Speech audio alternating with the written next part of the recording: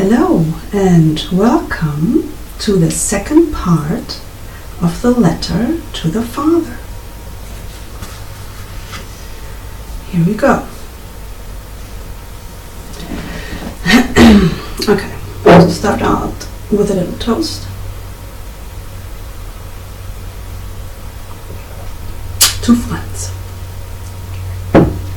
Okay. My situation back then might become clearer when I compare it to the one Felix is in. Felix is the grandson, the son of one of Kafka's sisters. Him you treat similar as well, and you even use a particularly terrible pedagogic method on him.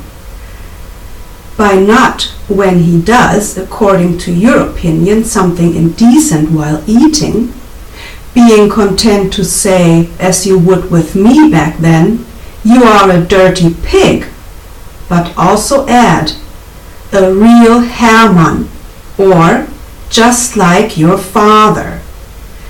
Because, funny thing, the father's surname of Felix is Hermann, and Franz's father's first name is Hermann also. Now this might not, however, one cannot say more than might, really put any damage on Felix, because to him you are only the grandfather, yet nevertheless an especially eminent one. But still not everything, as you have been for me. Besides, Felix is a calm and somewhat manly character already, who might be impressed by a thunderous voice, but not controlled in the long run. Before all, he is only together with you relatively seldom, also stands under other influences. To him you are more something like a dear curiosity from which he can pick what he wants to take. You were no curiosity to me. I could not pick. I had to take everything.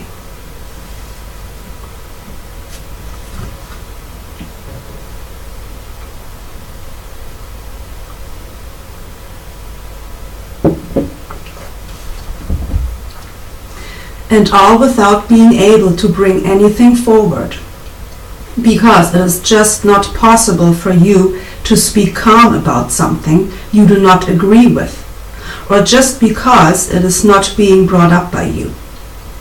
Your imperious temperament does not allow it. In the last years you have explained it with your heart nervousness. I don't know that you would ever have been much different. If anything, the heart nervousness is a means for a stricter exercise of your imperialism, because the thought of it must suffocate the last argument of the other. Of course, this is not an accusation, only an establishment of a fact. Now he's quoting the Father. It is not possible to talk to her. There she goes, jumping right into your face. The end of the quote. You care to say, when really there is no original jumping involved at all. You mistake the issue with the person. The issue jumps into your face, and you judge it right away without hearing the person. What will be brought forth later can only tease you further, never convince you. All one hears from you then is, quoting again, do what you want. As far as I'm concerned, you are free. You are of age. I am not to give you any advice. End of quote. And all of that with a terrible hoarse undertone of wrath and of complete condemnation. that only makes me shake less today than during childhood, because the child's exclusive feeling of guilt has been partly replaced by the insight into both of our helplessness. Helplessness.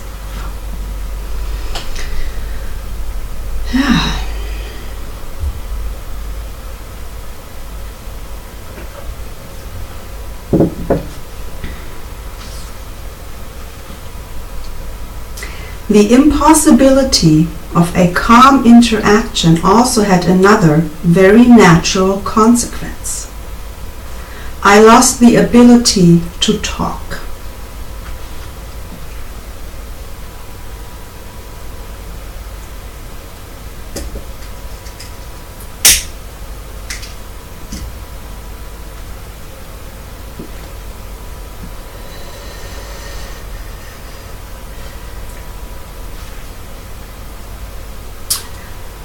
Kafka was also not very good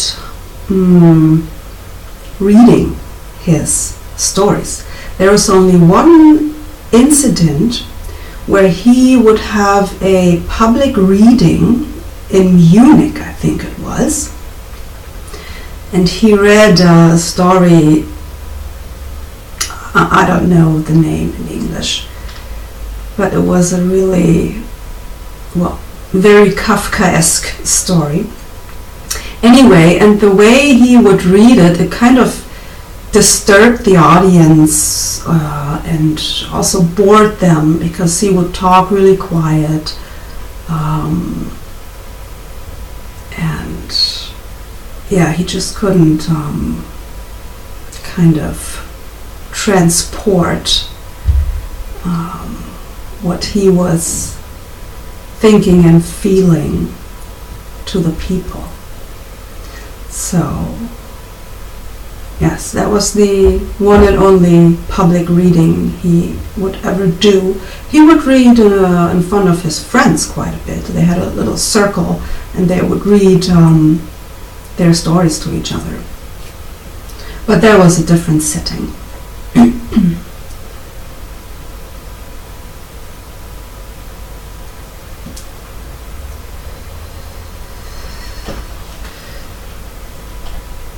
Okay, so I lost the ability to talk. I probably would have never become a great speaker, but I would have probably mastered the commonly flowing human language. But very early on, you would forbid me the word. Your threat, no back talking, and the raised hand with it. This, no back talking.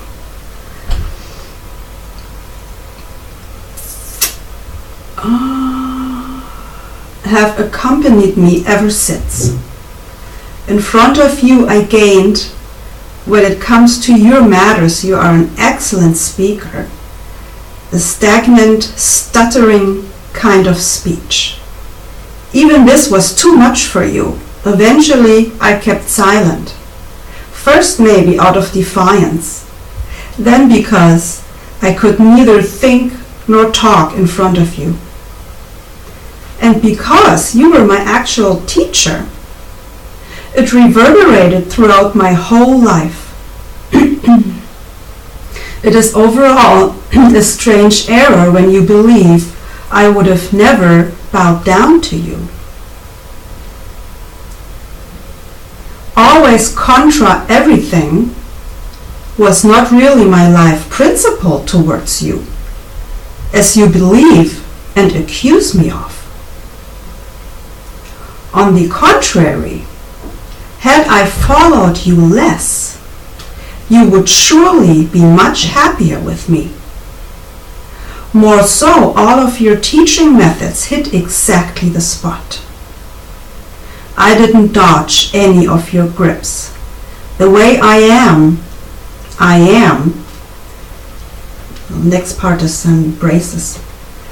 Apart from the natural predisposition and influence of life, of course. Closing brace. So I am the sum of your teaching and my obedience. That this result is still embarrassing to you, and that you unconsciously refuse to acknowledge it as the result of your teaching, is because your hand and my material have been such strangers to one another. You said, "No back-talking," and by this wanted to silence the, for you, unpleasant oppositional forces in me. This influence, however, was too strong for me. I was too obedient. I fell silent altogether, hid from you, and only dared to move when I was so far away from you that your might, at least directly, could not reach. You, however, stood there, and everything seemed you to be contra again, when it was only self-evident consequence of your strength and my weakness.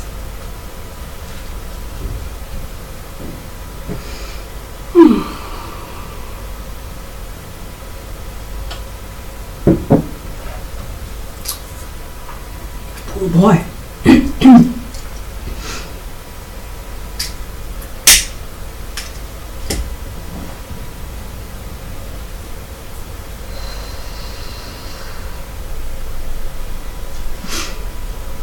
You're ever so effective, at least against me, never failing verbal means of teaching were ranting, threatening, irony, evil laughing, and, strangely, self-pity.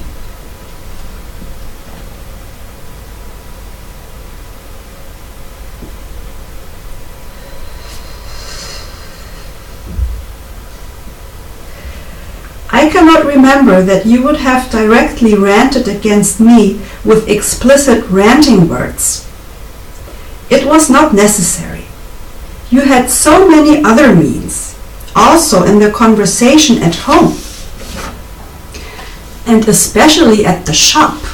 The ranting words would fly around me in such quantities onto others that as a little boy I was almost numb by it sometimes, and had no reason not to also apply them to me. For the people you ranted against surely were no worse than me, and you surely were not more discontent with them than you were with me. That's the mind of children. It's amazing. And again, there was your mysterious innocence and unchallengeability. You ranted without having any concerns about it. Yes, you condemned ranting of others and forbade it.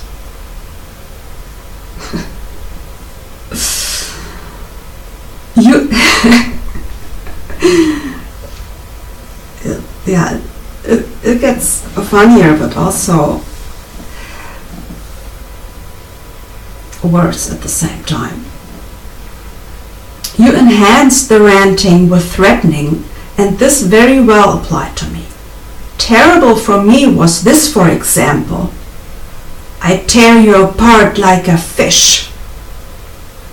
Even though I did know that there was nothing worse to follow. As a small child, however, I did not know this. But it almost matched my ideas of your might, that you would have been able to.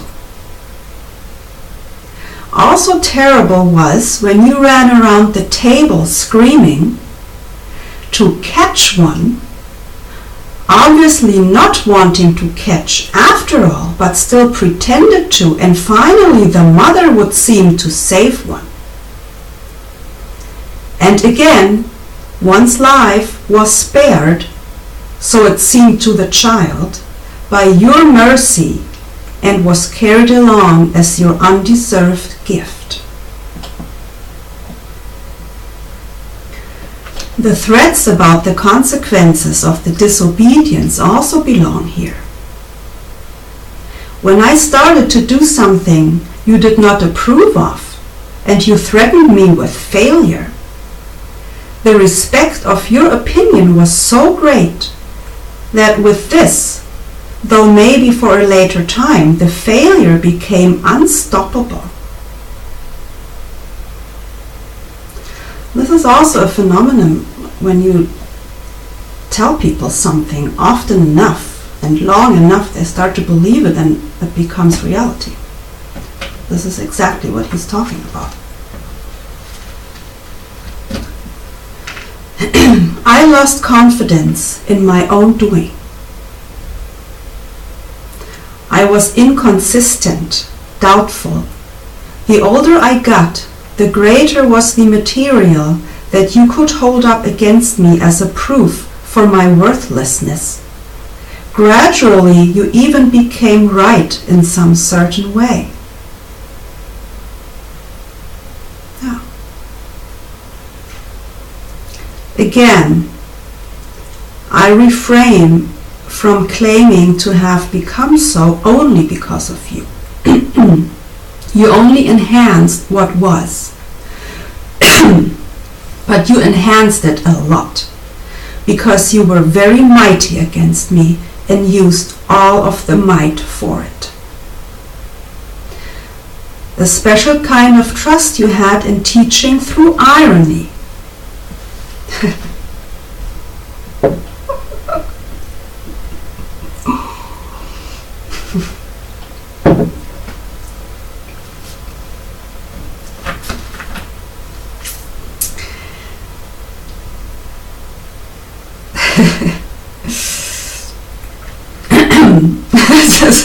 This is also ironic. A special kind of trust you had in teaching through irony.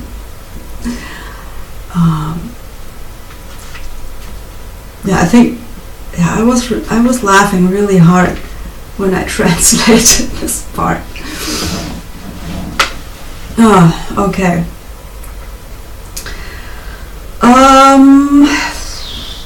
Where was I? There. It also corresponded best with your superiority over me. An admonishment of yours would usually have this form. Now he's quoting again. Can't you do it this way or that way? Or is that too much for you already? Of course, you don't have time for that. And so on. With it, all of those questions accompanied by an evil laugh and an evil face. One was being punished, so to speak, before one even knew that one has done something bad. Also tantalizing were those rebukes, where one was being treated as a third person.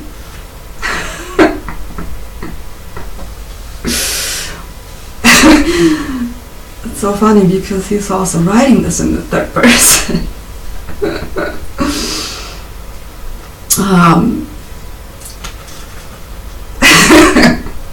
Okay. Also tantalizing were those rebukes where one was being treated as a third person, hence not even worthy of directly being mean spoken to.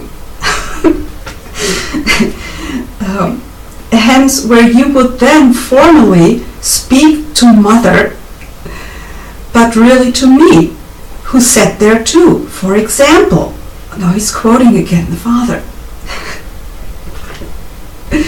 This cannot be expected from Mr. Son, of course, and so on. Now, the next sentence again is in braces. This received its counterpart then, when I, for example, did not dare, and later, out of habit, did not even think about asking you directly anymore. when the mother was present. It was much less dangerous for the child to question the mother sitting beside you. One would then ask the mother, quote, "How is the father?" I mean, if you just imagine this, this is hilarious. Well, it's not really, but I mean, what can you do? I have to laugh about it.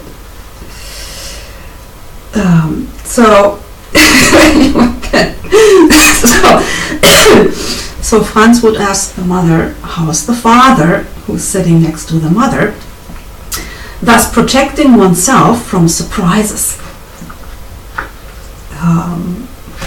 Brace, closing again. There were also incidences, of course, where one was fine with the worst kind of irony, precisely when it was aimed at someone else. For example, Ellie, who I was angry with for years.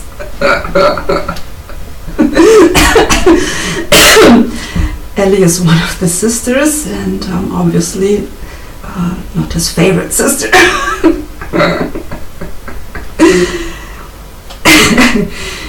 It was a fest of nastiness and Schadenfreude for me when almost every time at the table it was said about her, "She has to sit 10 meters away from the table, the broad maiden."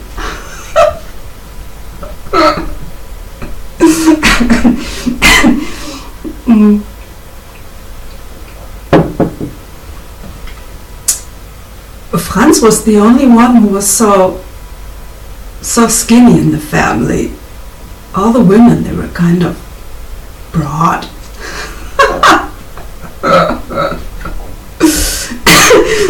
But then here it goes on. So the father would say, "She has to sit 10 meters away from the table, the broad maiden." That was the quote. Then Kafka goes on, describing the scene. "And when you then grimly sat on your seat, without the slightest trace of friendliness or mood, but as a bitter enemy tried to copy her with exaggeration, how very disgusting for your taste she would sit."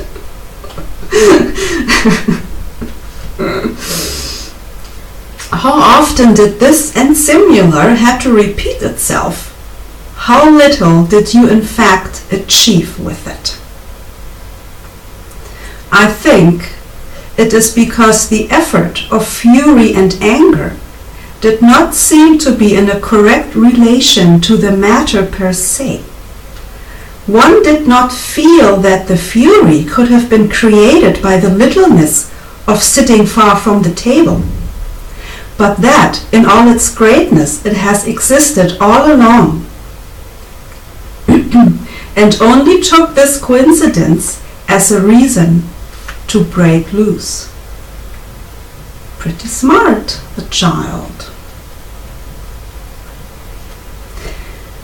Since one was convinced that a reason will always be found, one was not especially eager to get one's act together.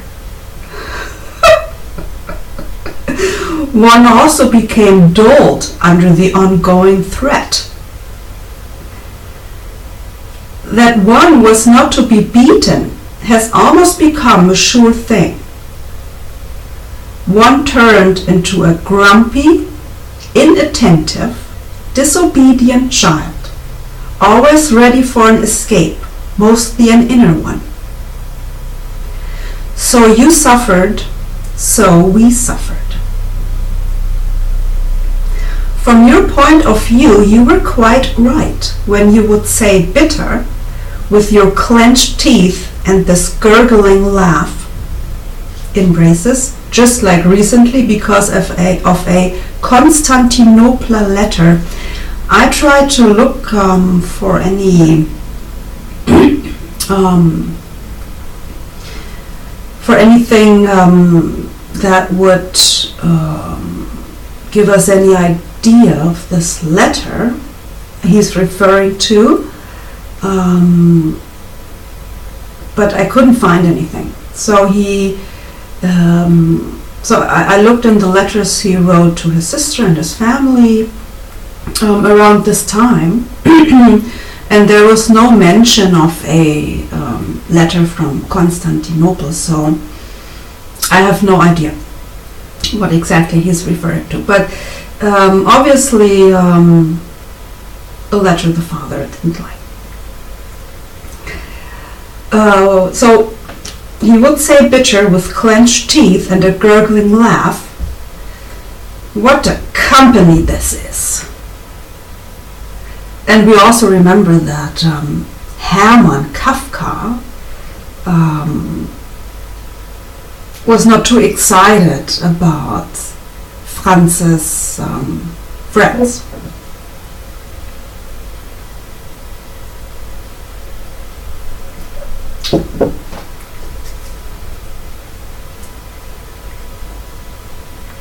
We also remember the crazy actor Yitzhak Löwy, the East Jew, playing wild people.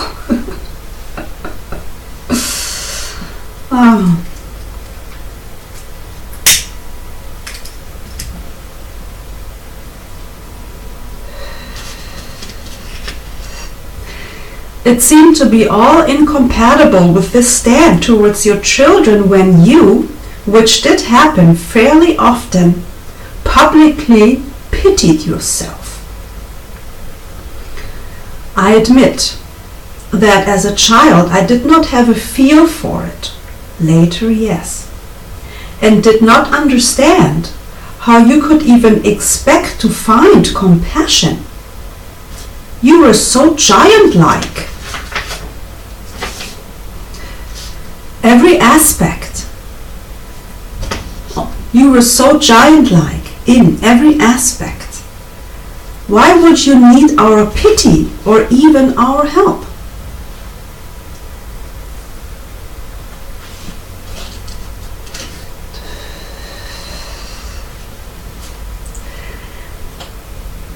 This you must have despised, actually, just like you did us so often. Therefore, I did not believe your wailing and looked for a secret intention behind it. Only later I realized that you really did suffer very much because of the children. Back then, however, under different circumstances, when the complaint still could have met a childish, open, carefree mind willing to any help, again, to me, they only presented themselves as overly clear teaching and humiliation methods. As such, actually, not very strong, but with the harmful side effect that the child got used to not taking things very serious, that it should have taken serious.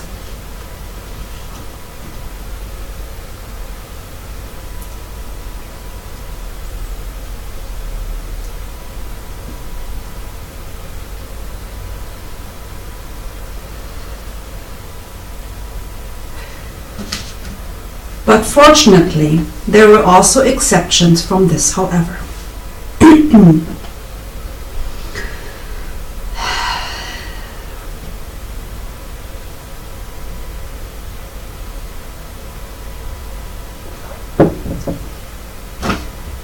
Starts out funny and becomes sad. So, exceptions from this, however, mostly when you suffered quietly, and love and kindness overcame all obstacles with its power and touched directly. Very seldom that was the case, but it was wonderful. Like when I saw you back then in hot summers midday after eating in the shop, tired, sleep a little. The elbow on the desk. Or when on Sundays you came rushing to us to the Sommerfrische. That's the name of a place where they would spend the Sundays. Or when you held yourself on the bookcase, shaking from crying when mother had a bad illness. Or when you quietly came to me into Otla's room during my last illness, stayed on the threshold, only stretched the neck, to see me in bed and out of consideration only greeted with your hand.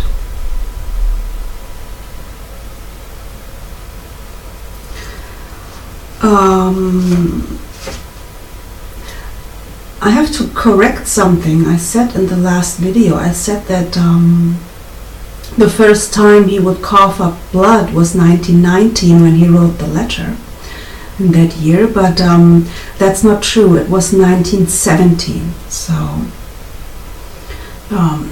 he's been living with this tuberculosis and this blood coughing for 2 years now. And every now and then it would kind of knock him down and he would have to stay in bed for a while. And also in his last years he became very sensitive to noises, and that's also the reason why he moved quite a lot of times, because it was always too noisy at the places for him. So this is important to understand, him pointing out the fact that the father would stay on the threshold and just raise his hand out of consideration.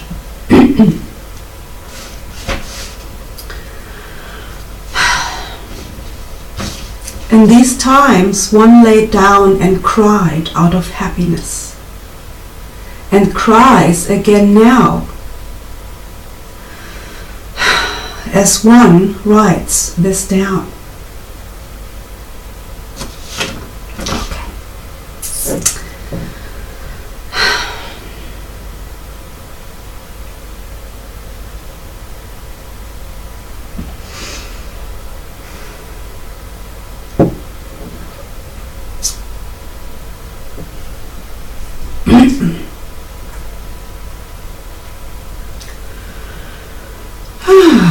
Give me a minute.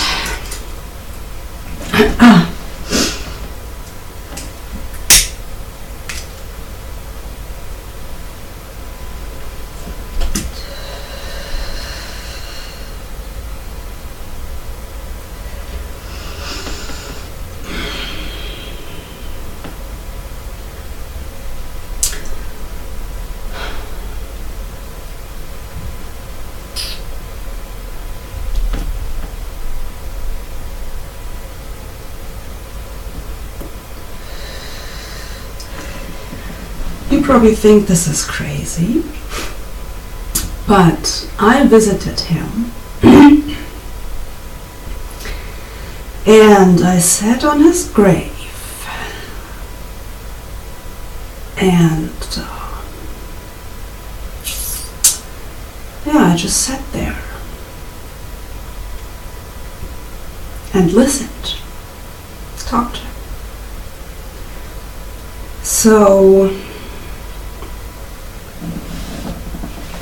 yeah, I kind of, this really gets to me. I can feel him.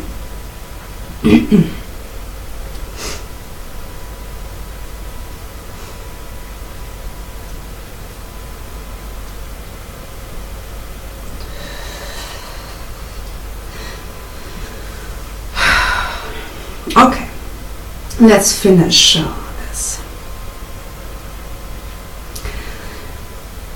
You also have this peculiarly beautiful, seldomly seen kind of a still, content, approving smile that can make the one who it is applied to very happy. I cannot remember that in my childhood it would have precisely been aimed at me. But it surely might have happened, because why should you have denied me of it back then, since I still seemed innocent to you and was your big hope?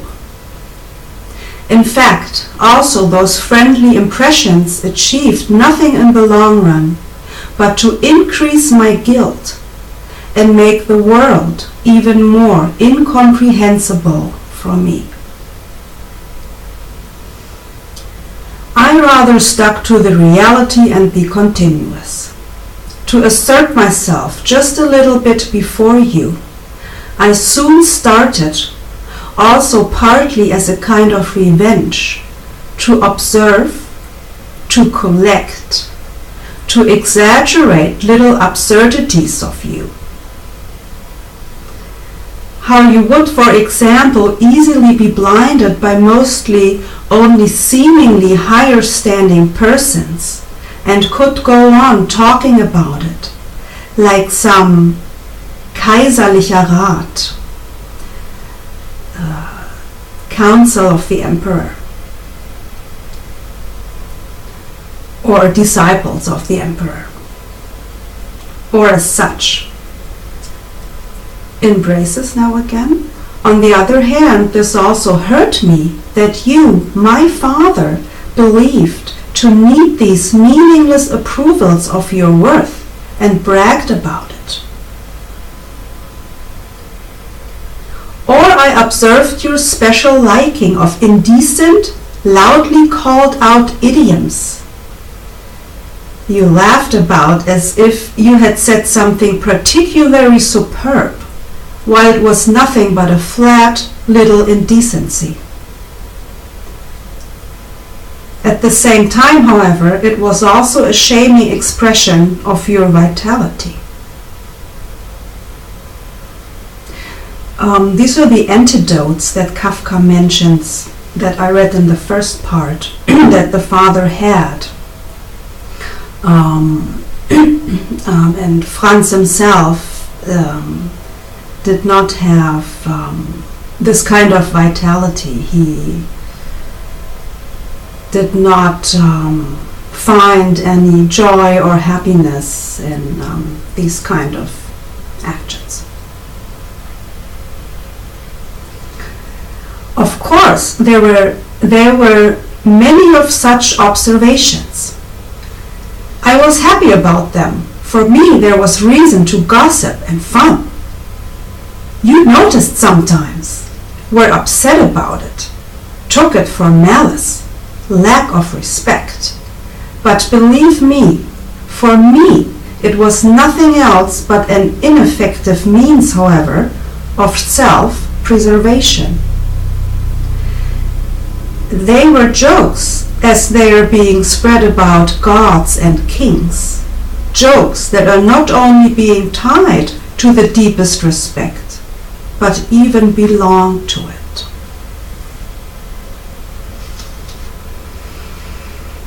Yeah, and I'm happy to see this video is not so long, because this is the end of the second part. And there are a few more to come, because this is a very long letter. Thank you very much for watching. I appreciate it. And have a good night.